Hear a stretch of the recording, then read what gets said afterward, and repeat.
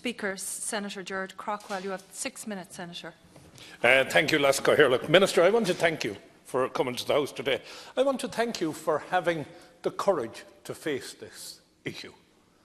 People sometimes accuse me, of being nice to you guys, but it can't have been easy to go out day after day after day and take on the responsibility for what has happened.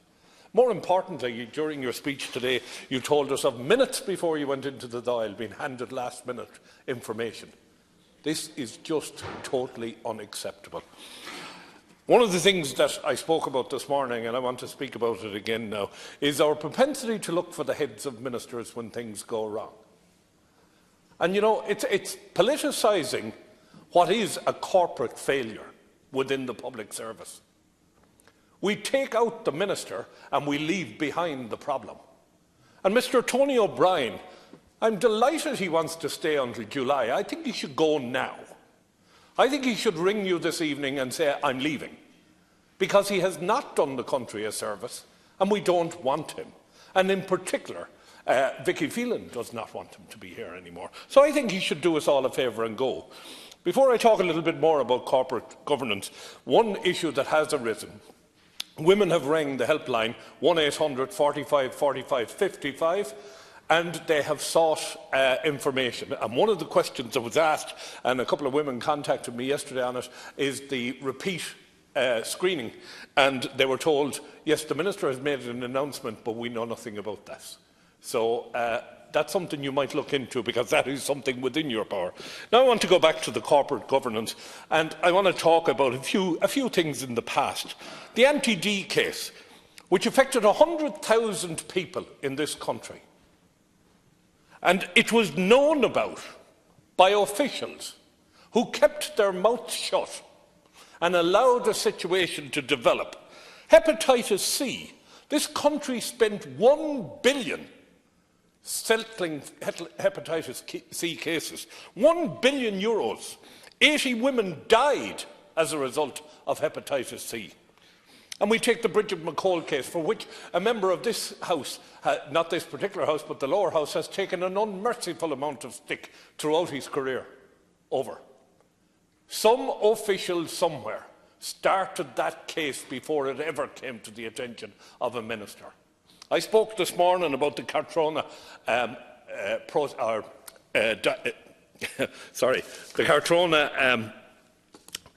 principles or doctrine, which effectively means when one of your officials speak, they speak with your authority, irrespective of whether you know or not. And this is one of the great things that the faceless bureaucrats can hide behind. They make a decision, and when that decision is made, it's your decision, not theirs, and they will never be called upon to answer for that decision, save getting fired quietly with a large pension and out the back door. And I think, Minister, that that is grossly unfair. And I'm asking you today, because you sit around the cabinet table, I don't, I'm asking you to do two things. One, I'm asking you to bring about a discussion within the political framework on the impact Cartrona is having and has had since the 1940s on decision-making in governments and in politics in particular. Where a senior official takes a decision to enact a particular process or commence a particular process, that official should be answerable for it. My colleague, Senator Humphrey, spoke about the State Claims Agency.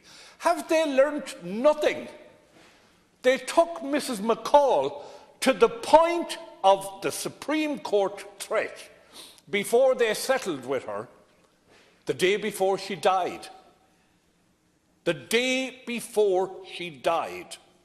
What sort of people have we got in the State Claims Agency? Is there not a process that looks at a claim when it comes forward and sees is there a prima facie case to be answered, and if there is, move it to a different track?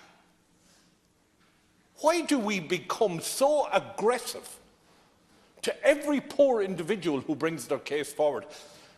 Ms Phelan, who's the centre of attention right now in the country, that woman did not want the publicity that this has brought to her house. She doesn't need it in her current state of health.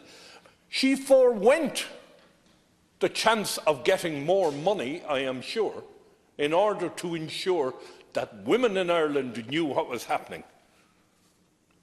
I go back to you, Minister, as the Minister for Health. I think that you cannot, and anybody out there, I don't care, journalist or anybody else, who thinks that you can be on top of every single issue, every decision, every day of the week as Minister for Health is codding themselves. But the one thing that you should be told about is when a case comes up that is likely to finish up in the courts, you should know about it the moment the department is informed. Not a year later, not 2 years later, or not when some official decides, oh my God, I could get my head in the chopping block for this. There are officials who knew things, and my God, the fact that you had to be told walking in the door of the Dáil that there was more coming. There are officials who knew these things. And political cover is being given to them, with your neck on the block. And there are people looking for your head. And that's not right.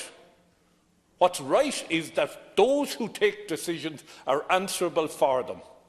And like Dr. James Riley, I would ask that there is a look back on all of the screening that has taken place. I get screened myself for cancer, so I do. And I would like now to know that the screening that has taken place, I don't expect it to be 100% accurate every time. I expect them to tell me, I expect to be told that there are a percentage failure rate all the time, and that's fine, I can live with that. But be honest with me. Minister, I stand foursquare behind you for as long as I see you doing what you're doing.